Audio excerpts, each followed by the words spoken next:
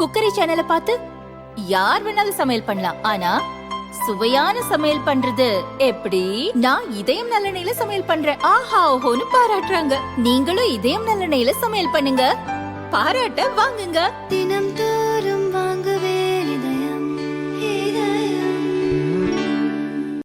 பாஜக தேசிய மகளிர் அணி தலைவர் வானதி சீனிவாசன் வெளியிட்டுள்ள அறிக்கையில் கூறியிருப்பதாவது: அமெரிக்க பயணம் முடிந்து சென்னை திரும்பிய முதல்வர் ஸ்டாலின் ஜிஎஸ்டி குறித்த நியாயமான கோரிக்கையை முன்வைத்தவரை நிதியமைச்சர் நிர்மலா சீதாராமன் கையாண்ட விதம் வெட்கப்பட வேண்டிய ஒன்று என கூறியிருக்கிறார்.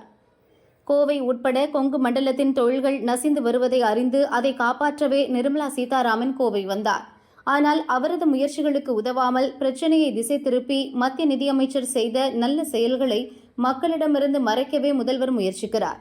திமுக அரசின் அபரிமிதமான மின் கட்டண உயர்வாலும் சொத்து வரி பதிவு கட்டண உயர்வாலும் 30% குறு சிறு நடுத்தர தொழில் நிறுவனங்கள் மூடக்கூடிய நிலைக்கு தள்ளப்பட்டுள்ளது.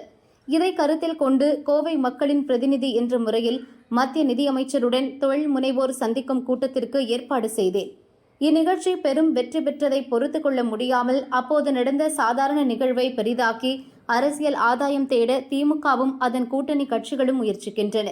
கோவையின் தொழில் வளர்ச்சிக்கு எந்த விதத்திலும் உதவி செய்யாமல் அங்கு தொழில்கள் நசிந்து வருவதை வேடிக்கை பார்க்கும் முதல்வர் ஸ்டாலின் தான் வெட்கப்பட வேண்டும் எனவும் வானதி சீனிவாசன் கூறியுள்ளார்.